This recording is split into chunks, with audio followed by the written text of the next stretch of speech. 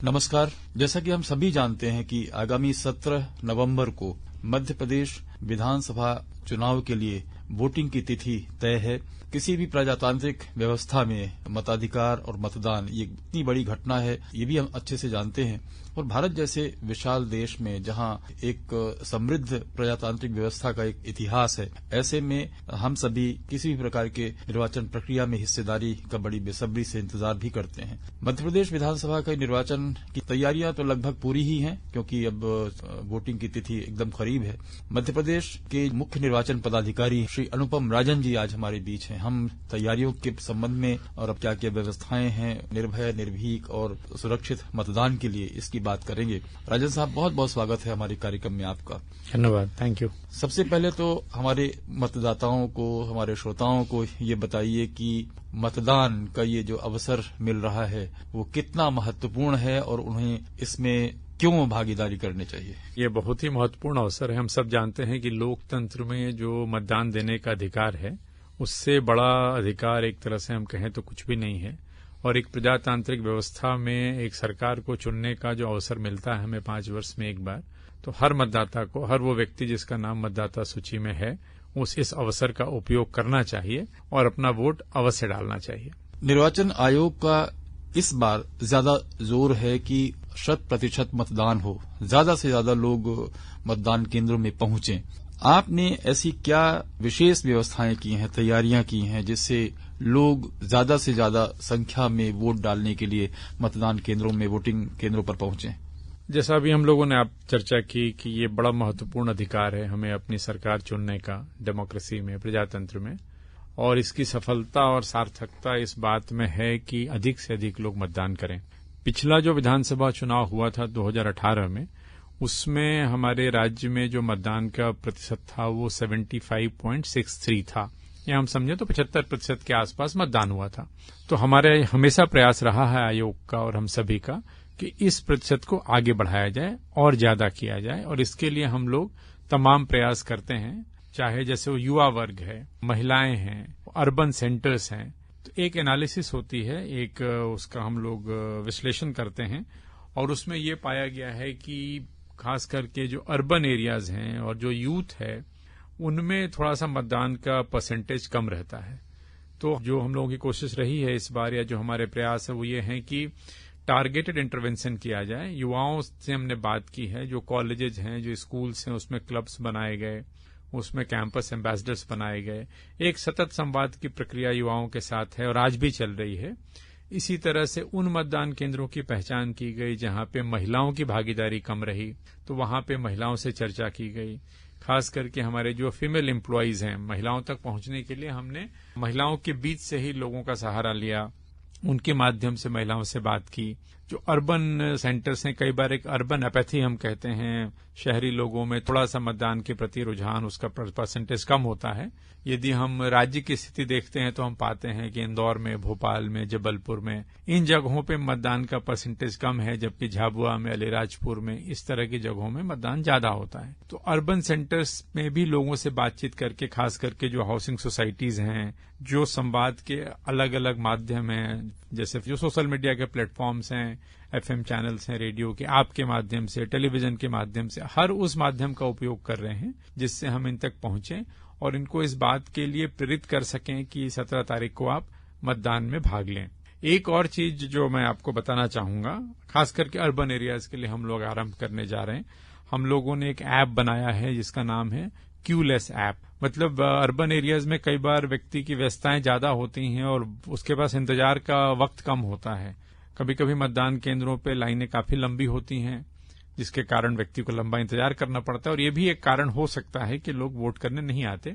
तो इस ऐप के माध्यम से हमने एडवांस में हमें फैसिलिटी दे रहे हैं अर्बन एरियाज में। हमारे जो 10 डिविजनल हेडक्वार्टर्स हैं, संभागीय जो मुख्यालय हैं, भोपाल, इंदौर, जबलपुर, ग्वालियर, उज्जैन, रीवा, इस तरह की जगहों पे, जहां पे व्यक्ति पहले से अपना स्लॉट बुक कर सकता है, अपना टाइम बुक कर सकता है कि वो किस समय में मतदान करने जाना चाहता है। वो आधे घंटे का एक विंडो होगा। जैसे कोई व्यक्ति 2 बजे से 2:30 बजे के बीच में वोट करना चाहता है और वो उस स्लॉट को बुक करता है, तो वो 2 से 2:30 के बीच में यदि वो उस मतदान केंद्र पे जाते हैं तो लाइन लंबी भी होगी, लेकिन यदि उन्होंने इस ऐप के माध्यम से उस स्लॉट का चयन किया है तो उनको तत्काल वोटिंग कराई जाएगी। तो इस तरह के प्रयास हम लोग कर रहे हैं कि अर्बन एरियाज में लोगों को सहूलियत हो और लोग आगे आके मतदान करें। एक और व्यवस्था निर्वाचन आयोग की, उसके बारे में हम जानना चाहेंगे कि जैसे जो सीनियर सिटीजन्स हैं, वरिष्ठ नागरिक हैं जो मतदान केंद्रों तक नहीं पहुंच सकते हैं, ऐसे लोगों को मतदान की सुविधा उनके घर पर पहुंचकर निर्वाचन आयोग ने की है। इसके बारे में थोड़ा सा हम जानना चाहेंगे कि ये किस तरह की व्यवस्था है, इसको कैसे आप लागू करेंगे? नहीं, ये व्यवस्था ऑलरेडी लागू है, चल रही है, आज भी मतदान हो रहा है उस माध्यम से। इसमें भी निर्देश या नियम ये हैं कि 80 साल से अधिक उम्र के 80+ के जो हमारे सीनियर सिटीजन्स हैं, जो बुजुर्ग मतदाता हैं, और ऐसे दिव्यांग मतदाता जिनकी दिव्यांगता 40% से ज्यादा है, तो इन तक हम पहले पहुंचते हैं। इनकी संख्या मध्य प्रदेश में करीब 12 लाख है। तो इन 12 लाख लोगों तक हम बीएलओ के माध्यम से पहुंचते हैं। एक फॉर्म होता है जिसको हम फॉर्म 12D कहते हैं, 12 घ। तो ये फॉर्म हम उन मतदाताओं तक पहुंचाते हैं और फिर इन मतदाताओं से विकल्प लेते हैं कि क्या वो घर से वोट करना चाहेंगे या मतदान केंद्र पे जाना चाहेंगे। यदि वो मतदान केंद्र पे जाना चाहते हैं तो वहां भी उनको हर तरह की सुविधा मुहैया कराई जाती है ताकि वो आसानी से अपना मतदान कर सकें, जैसे व्हीलचेयर की व्यवस्था, वॉलंटियर की व्यवस्था, उनको तत्काल वोट कराने की व्यवस्था, उनके लिए बैठने की व्यवस्था। ये तमाम व्यवस्थाएं हम लोग मतदान केंद्र पे भी अपने बुजुर्ग मतदाताओं के लिए रखते हैं, चूंकि बुजुर्गों का हम सम्मान करते हैं, ये हमारी संस्कृति रही है। लेकिन यदि किसी की स्थिति ऐसी है, उम्र बहुत ज्यादा है या स्वास्थ्य कारणों से उनके चलने फिरने में दिक्कत है, तो ये एक पहल है आयोग की। आयोग के निर्देश हैं कि वैसी स्थिति में हम स्वयं मतदाता तक पहुंचते हैं, आयोग मतदाता तक पहुंचता है और इसके तहत हमारी टीम जाती है। वो सभी लोग जो ये विकल्प का चयन करते हैं कि वो घर से मतदान करना चाहते हैं, उन तक हमारे मतदान दल के लोग जाते हैं। ये व्यवस्था बिल्कुल वैसी ही होती है जैसी मतदान केंद्र में होती है, सिर्फ मतदाता को मतदान केंद्र तक जाने की आवश्यकता नहीं होती। मतदान की गोपनीयता, मतदान की पवित्रता उसी तरह से बनाई रखी जाती है, उसी तरह से मतदान दल के लोग जाते हैं, वीडियोग्राफी होती है, पुलिस की टीम होती है, माइक्रो ऑब्जर्वर्स होते हैं, पॉलिटिकल पार्टी को इसकी सूचना देते हैं, उनके भी प्रतिनिधि होते हैं। तो सबकी उपस्थिति में वो व्यक्ति, वो बुजुर्ग सज्जन या वो दिव्यांग साथी मतदान करते हैं। ये मतदान पोस्टल बैलेट के माध्यम से होता है। ये मतदान की जो एक्चुअल तिथि है, जैसे हमारे यहाँ 17 नवंबर है, उसके करीब 5 से 7 दिन पहले प्रक्रिया हम लोग समाप्त कर देते हैं। तो ये प्रक्रिया चल रही है। प्रदेश के कई जिलों में मतदान पिछले 1-2 दिनों से ये चल रहा है और कई दिव्यांग मतदाता, कई बुजुर्ग मतदाता इस व्यवस्था का लाभ ले रहे हैं। पहली बार जो वोट डालेंगे ऐसे युवा साथी, निश्चित रूप से एक बहुत बड़ी संख्या है मध्य प्रदेश में, वो ज्यादा उत्साहित भी होंगे, ये भी तय है। लेकिन उनको निर्वाचन प्रक्रिया की जो समस्त जानकारियां हैं, बारीकियां हैं, वो भी अवगत हों, उसके लिए आपने किस तरह से व्यवस्थाएं या प्रयास किए हैं? जब ये व्यवस्था शुरू हुई थी, मतलब जब हम लोग निर्वाचन के पहले की बात कर रहे हैं, जब उनके नाम जोड़ने की बात थी, तो हम लोग लगातार उनके संपर्क में, उनके कॉलेजेस में, उनके स्कूल्स में, हायर सेकेंडरी स्कूल्स में थे। कॉलेजेस के नोडल ऑफिसर्स बनाए गए थे। हमारे जो बीएलओज होते हैं, जो बूथ लेवल ऑफिसर्स होते हैं, ये स्वयं कॉलेज में गए, बच्चों के साथ बात की, बच्चों को हैंड्स ऑन उनको मोबाइल पे उनके वोटर हेल्पलाइन ऐप डाउनलोड कराया, अपना नाम कैसे जोड़ा जाता है ये बताया, फिर एक बच्चे ने दूसरे बच्चों को सिखाया, दूसरे ने तीसरे को सिखाया। तो इस तरह से चेन बनती गई। क्विज के माध्यम से भी हम लोगों ने बच्चों को निर्वाचन प्रक्रिया की बारीकियां समझाई। हम लोगों ने अपने दफ्तर में इंटर्नशिप प्रोग्राम्स किए, जिसमें भोपाल के कॉलेज के बच्चे आए, करीब 15 दिन का इंटर्नशिप प्रोग्राम रखा जो लगातार चल रहा है। इसमें बच्चे सीखते हैं निर्वाचन विभाग कैसे काम करता है, निर्वाचन की बारीकियां क्या होती हैं। तो निर्वाचन की प्रक्रिया या लोकतंत्र की मजबूती, इन सभी चीजों से बच्चों को परिचित कराने का काम लगातार चलता रहता है। और इसका परिणाम है, मैं एक सुखद परिणाम मैं कहूंगा कि इस बार जो मतदाताओं की संख्या है उसमें युवाओं के नाम और महिलाओं के नाम काफी ज्यादा संख्या में जुड़े हैं। तो लगातार जो उनसे संपर्क किया गया, उनको प्रेरित किया गया, उसकी परिणति इस रूप में हुई है कि काफी ज्यादा हमारे युवा साथियों के नाम मतदाता सूची में हैं, जिन्होंने भी 18 वर्ष की आयु जस्ट पूर्ण की है। अब हम इनसे आग्रह करते हैं और लगातार इनसे अपील भी कर रहे हैं, इनके संपर्क में भी हैं कि 17 तारीख को जब मतदान का दिन है, उस दिन ये लोग आएं और ये जो अधिकार है ये उसका उपयोग करें। मतदाता निर्भय होकर, निर्भीक होकर, बिना किसी प्रलोभन के, बिना किसी भय के अपना वोट डाल सके, अपने मताधिकार का प्रयोग कर सके, एक बहुत बड़ी जिम्मेदारी भी है और बहुत बड़ी चुनौती भी होती है। हम जानना चाहेंगे आपसे कि इसके लिए निर्वाचन आयोग ने क्या मुख्य रूप से व्यवस्थाएं की हैं? देखिए, हम पूरी तरह से प्रतिबद्ध हैं कि मध्य प्रदेश में बिल्कुल फ्री, फेयर और निष्पक्ष चुनाव हो, वायलेंस फ्री चुनाव हो, कहीं कोई उसमें डर की, दबाव की गुंजाइश न हो। इसके लिए पूरी तैयारियां हैं और काफी सख्ती भी की जा रही है, जो उसको हम आचार संहिता कहते हैं। इस दौरान भी किसी प्रकार की आचार संहिता के उल्लंघन की शिकायत को हम लोग बर्दाश्त नहीं कर रहे हैं। कठोर कार्रवाई हो रही है, उस पर सख्ती की जा रही है। ऐसे मतदान केंद्र जिनका चिन्हांकन संवेदनशील मतदान केंद्र के रूप में किया गया है, जो सेंसिटिव पोलिंग बूथ्स हैं, जहां पे कभी पूर्व में पिछले चुनावों में वायलेंस का कोई घटनाएं हुई हैं, हिंसा की वारदात हुई है, कहीं पे कोई इलेक्टोरल ऑफेंस हुआ है, तो इन सभी को चिन्हित करके यहाँ पे पुख्ता सुरक्षा के इंतजाम किए गए हैं। संवेदनशील मतदान केंद्रों पे सेंट्रल फोर्सेस की व्यवस्था होगी। 50% से ज्यादा मतदान केंद्रों पे वेब कैमरे होंगे जिनकी लाइव स्ट्रीमिंग होगी। मतदान केंद्र के अंदर और बाहर क्या हो रहा है, इसको हम लोग भोपाल से बैठ के देखेंगे, दिल्ली वाले दिल्ली से बैठ के देखेंगे। एक डेडिकेटेड टीम है जो लगातार इन पे नजर रखेगी और कहीं भी यदि कुछ गलत हो रहा है तो हमें तत्काल यहां से पता चल जाएगा। इसके अतिरिक्त लोकल पुलिस, स्टेट पुलिस है, सेक्टर ऑफिसर्स हैं, मोबाइल टीम्स हैं। तो तमाम व्यवस्थाओं के माध्यम से हम लोग का प्रयास होगा कि मतदान केंद्रों पे कड़ी निगरानी रखी जाए और एक शांतिपूर्ण माहौल में एक स्वच्छ तरीके से, निष्पक्ष तरीके से मतदान की प्रक्रिया पूर्ण की जाए। जो प्रत्याशी हैं, जो राजनीतिक दल के उम्मीदवार हैं या जो राजनीतिक दल हैं, उनसे आप किस प्रकार के सहयोग की अपेक्षा रखते हैं? आप देखिए, हम लोग लगातार राजनीतिक दलों के साथ भी बातचीत करते रहते हैं, भोपाल स्तर पे भी, राज्य स्तर पे और जिला स्तर पे भी। कलेक्टर्स हर राजनीतिक दल के प्रतिनिधियों से लगातार संवाद बनाए हुए हैं। राजनीतिक दलों का भी हमें काफी अच्छा सहयोग प्राप्त होता है। हर वो कार्य जो निर्वाचन प्रक्रिया से जुड़ा हुआ है उसमें उनकी भागीदारी होती है, उसकी हम उनको सूचना देते हैं। चाहे मतदान केंद्रों को जब हम उनका निर्माण करते हैं, मतदान केंद्रों में संशोधन करते हैं, नाम जोड़ने की प्रक्रिया, नाम हटाने की प्रक्रिया की जो समय सारणी होती है, ये सारी चीजें उनसे शेयर की जाती हैं। अभी हम लोगों ने जैसे 80+ और दिव्यांग मतदाताओं की बात की, जिसको हम सामान्य बोलचाल की भाषा में होम वोटिंग की व्यवस्था कहते हैं। तो इसमें भी जिलों में जिन लोगों को घर से हम वोट करा रहे हैं उसकी सूची हम उनसे शेयर करते हैं, उसके रूट चार्ट्स उनको बताते हैं। तो एक पॉजिटिव इंटरैक्शन और एक सतत संवाद की प्रक्रिया राजनीतिक दलों के साथ सदैव मेंटेन रही है। आपने कहा कि अपेक्षा करते हैं, तो हम उनसे ये अनुरोध करते हैं और ये अपेक्षा रखते हैं कि हम सब जानते हैं कि एक वर्तमान में आदर्श आचार संहिता चल रही है और ये जो आचार संहिता है, जो कोड ऑफ कॉन्डक्ट है, ये बेसिकली राजनीतिक दलों की सहमति, सभी राजनीतिक दलों की सहमति से ही बनाया गया एक बिहेवियर पैटर्न है, कोड ऑफ कॉन्डक्ट है कि हमें क्या करना चाहिए और हमें क्या नहीं करना चाहिए, क्या करना है, क्या नहीं करना है। और मेरा अनुरोध यही होगा और मुझे अच्छा सहयोग भी मिल रहा है कि सभी राजनीतिक दल ये जो सेट प्रक्रिया है, जो हम सभी ने मिल के बनाई है, इसका पालन करें। आचार संहिता के उल्लंघन का केसेस न हो, आचार संहिता का पालन किया जाए और मिलजुल करके एक फ्री एंड फेयर पोल हम लोग सुनिश्चित करें मध्य प्रदेश में। मध्य प्रदेश का जो मतदाता है उसे अधिकतम अपने वोट का उपयोग करने के लिए, अपने मतदान के लिए अधिकतम कितनी दूरी तय करनी पड़ेगी, यानी कितना करीब है उसके मतदान केंद्र? और दूसरी चीज ये भी हम जानना चाहेंगे कि मध्य प्रदेश के जो दूरस्थ इलाके हैं, दुर्गम इलाके हैं, वहां भी लोगों के मतदान के लिए क्या व्यवस्थाएं की हैं? देखिए, जहां तक डिस्टेंस का सवाल है, आयोग के निर्देश हैं कि मतदाता को 2 किलोमीटर से अधिक की दूरी नहीं तय करनी पड़े। हम लोगों का पूरा प्रयास रहा है कि मतदाता को कम से कम दूरी ट्रैवल करनी पड़े और मतदान केंद्र तक पहुंचे।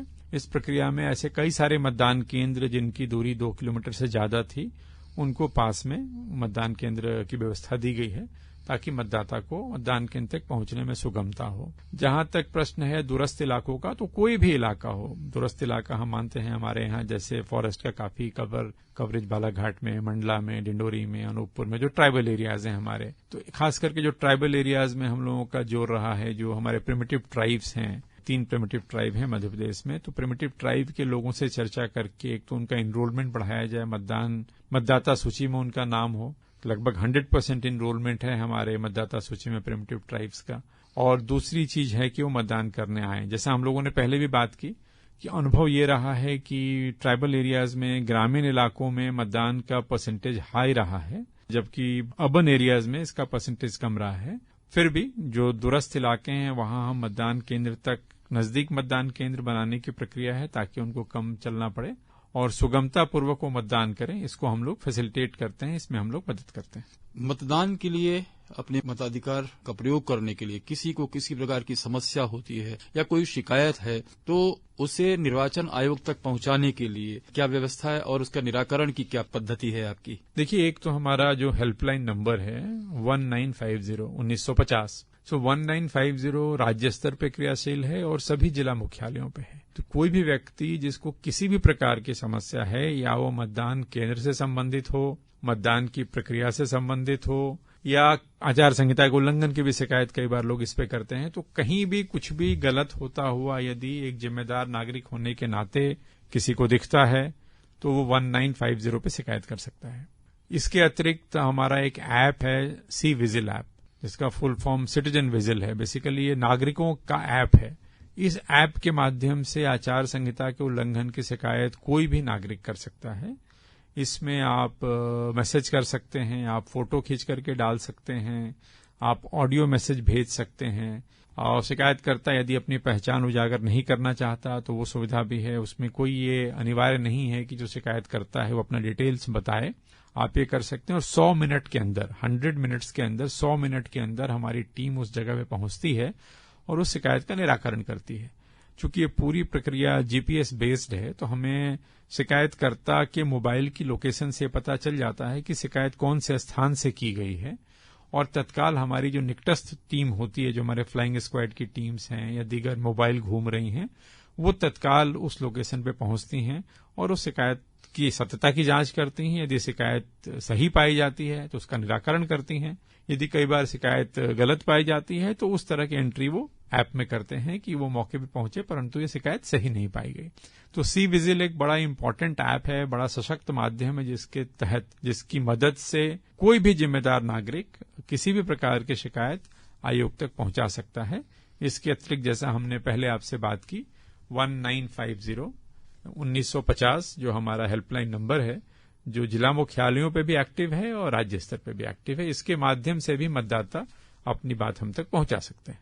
आखिर में प्रदेश के नागरिकों से, मतदाताओं से आप क्या कहना चाहेंगे, क्या अपील करना चाहेंगे, या और कोई महत्वपूर्ण बात जो आप साझा करना चाहिए हमारे श्रोताओं से? देखिए, दो बातें हैं। एक तो मैं ये कहना चाहूंगा कि जब आप वोट डालने जाते हैं, कोई भी मतदाता जब वोट डालने जाता है तो वोट डालने के लिए जो वोटर आईडी कार्ड है, वोटर आईडी कार्ड के आधार पे आप वोट डालते हैं। लेकिन अगर वोटर आईडी कार्ड किसी के पास नहीं है तो उसको किसी प्रकार से चिंता करने की जरूरत नहीं है। वोटर आईडी कार्ड के अलावा करीब 12 और दस्तावेज हैं जिसके आधार पे आप वोट डाल सकते हैं। कई लोगों को ये भ्रांति है कि वो ये जो 12 दस्तावेज हैं वोटर आईडी कार्ड के अतिरिक्त इनमें से एक होने से आप वोट डाल पाएंगे। ऐसा नहीं है। यदि वोटर आईडी कार्ड आपके पास है, अच्छी बात है। यदि नहीं है तो भी आपके आधार कार्ड के माध्यम से, आपके पैन कार्ड के माध्यम से, बैंक के पासबुक के माध्यम से, पासपोर्ट के माध्यम से, राशन कार्ड के माध्यम से, तमाम इस तरह के 12 दस्तावेज हैं जिनका विवरण हम लोग कई बार विज्ञापनों के माध्यम से, आपको जो हम वोटर गाइड आपके घर तक पहुंचाते हैं उसके माध्यम से, मतदान केंद्र पे भी इनकी सूची होती है। तो ये वैकल्पिक दस्तावेज हैं। वोटर आईडी कार्ड नहीं होने के बावजूद भी आप इनके आधार पे वोट डाल सकते हैं। जो सबसे जरूरी चीज होती है वो है मतदाता सूची में आपका नाम होना। यदि आपका नाम मतदाता सूची में है तो और वोटर आईडी कार्ड नहीं मिल रहा है, नहीं मिल पाया है आपको, तो भी आपके पास अगर पैन कार्ड है, आधार कार्ड है, पासपोर्ट है, बैंक की पासबुक है, जैसा मैंने कहा, इनके आधार पे, ड्राइविंग लाइसेंस है, आप वोट डाल सकते हैं। दूसरी बात जो मैं आपसे कहना चाहूंगा कि वोटर पर्ची, हम लोग वोटर पर्ची हर मतदाता तक पहुंचाते हैं। काम शुरू होगा, मतदान 17 तारीख को है। हमारा प्रयास है कि 13 तारीख तक आप सभी के पास मतदाता पर्ची पहुंच जाए। दिवाली भी है इसी बीच में, हम सब जानते हैं, त्योहार भी काफी हैं। पुनः मैं स्पष्ट करूं कि वोटर पर्ची का नहीं मिलना या वोटर पर्ची का नहीं होना, कई लोगों को गांव में ये लगता है कि वोटर पर्ची नहीं मिली तो हम वोट नहीं डाल पाएंगे। तो ये भी एक प्रकार का गलत सोच है। ऐसा कतई नहीं है कि अगर आपके पास वोटर पर्ची नहीं है तो आप वोट नहीं डाल पाएंगे। तो इस बात को ही मन से निकाल दीजिए। मैं फिर दोहरा रहा हूं, सबसे जरूरी है मतदाता सूची में आपका नाम होना, और अगर आपका मतदाता सूची में नाम है तो वोटर आईडी कार्ड के आधार पर आप वोट डाल सकते हैं। वोटर आईडी कार्ड भी नहीं है तो 12 प्रकार के अन्य दस्तावेज हैं जिनमें से किसी भी एक के आधार पर वोट डाल सकते हैं। तो वोटर पर्ची का न होना या वोटर आईडी कार्ड का न होना ये कोई कारण नहीं है कि आप वोट नहीं डाल पाएं। ये आपकी जानकारी में हो और आपके माध्यम से अपने पास पड़ोस के लोगों की जानकारी में हो। अब जहां तक मुझे आपसे अनुरोध और अपील करने की बात है तो मैं आपसे पुनः यही अनुरोध करूंगा, यही अपील करूंगा कि लोकतंत्र में ये बहुत बड़ा अधिकार है। आप बहुत सफलतापूर्वक अपना काम कर रहे हैं, जहां भी हैं, जिस कोने में भी हैं आप राज्य के, चाहे आप शहर में रह रहे हो, चाहे आप गांव में रह रहे हो, चाहे आप दुरूह हमारे ट्राइबल एरियाज में रह रहे हो, गांव में रह रहे हो, चाहे आप दुरूह हमारे ट्राइबल एरियाज में रह रहे हो। 17 तारीख वोटिंग का दिन है। 17 तारीख को सुबह 7 बजे से लेकर के 6 बजे तक मतदान की व्यवस्था है। मैं बालाघाट को छोड़ देता हूं। बालाघाट के 3 विधानसभा क्षेत्रों में ये मतदान की व्यवस्था 7 बजे से 3 बजे तक है। उसी तरह से मंडला के कुछ मतदान केंद्रों पे 55 मतदान केंद्रों पे व्यवस्था 7 बजे से 3 बजे तक है। डिंडोरी के 40 मतदान केंद्र हैं जहां 7 बजे से 3 बजे तक है। इन 3 जिलों के कुछ हिस्सों को छोड़ दें तो पूरे राज्य में सुबह 7 बजे से लेकर के शाम के 6 बजे तक मतदान है। आप अनिवार्य रूप से, आवश्यक रूप से खुद मतदान करें और उन सभी लोगों को प्रेरित करें, अपने परिवार के लोगों को, पास पड़ोस के लोगों को, कि मतदान जरूर करें। ये बड़ा मजबूत, बहुत महत्वपूर्ण अधिकार है। और जैसा मैंने पहले कहा कि हमारे राज्य में मतदान का प्रतिशत जो पिछले चुनाव में था वो 75% था। मतलब 100 में से 75 लोगों ने वोट दिया था, 25 लोगों ने वोट नहीं दिया था। कोई कारण नहीं है कि कोई 25 लोग वोट न दें। हर वो व्यक्ति जो गांव में, शहर में है, वो उसका जो मतदान केंद्र है पास का, आप सबको पता है आपका वोटिंग कहाँ डलता है, आपके वोट कहाँ डलते हैं, आपका पोलिंग बूथ कहाँ पे है। हर वो व्यक्ति जो गांव में है, शहर में है, वो अनिवार्य, जो 18 साल का हो गया है, जिसका नाम मतदाता सूची में है, वो अनिवार्य रूप से मतदान करे, मतदान केंद्र तक जाए। हर तरह की व्यवस्था है कि आप सफलतापूर्वक, सुगमतापूर्वक, आसानी से अपना मतदान करें। और बुजुर्ग मतदाताओं के लिए अलग सुविधा है, महिलाओं के लिए अलग सुविधा है, गर्भवती माताओं के लिए अलग सुविधा है, दिव्यांगों के लिए अलग सुविधा है। हर प्रकार की सुविधा मतदान केंद्र पे आपके लिए उपलब्ध है, चाहे बैठने की व्यवस्था हो, पानी की व्यवस्था हो, छाया की व्यवस्था हो। लेकिन आप मतदान का जो महत्वपूर्ण अधिकार आपके पास है, इसका उपयोग करिए और 17 तारीख को मतदान करने जरूर जाइए। प्रयास करिए कि आपके गांव में, आपके मोहल्ले में, आपके शहर में 100% लोग मतदान करें। तो 17 नवंबर को वोट जरूर डालें और न सिर्फ डालें बल्कि दूसरों को भी अपने मताधिकार का प्रयोग करने के लिए प्रेरित करें। ये एक बहुत बड़ा मजबूत अधिकार है। निर्वाचन आयोग ने निष्पक्ष, निर्भीक और निर्भय मतदान के लिए पूरी व्यवस्थाएं की हैं। किसी प्रकार की किसी भी मतदाता को असुविधा नहीं होनी चाहिए। तो इसलिए मतदान जरूर करें। 17 नवंबर का दिन याद रखें। अनुपम राजन जी, बड़ी महत्वपूर्ण जानकारी हमसे साझा करने के लिए आपका बहुत बहुत धन्यवाद। नमस्कार। नमस्कार, धन्यवाद।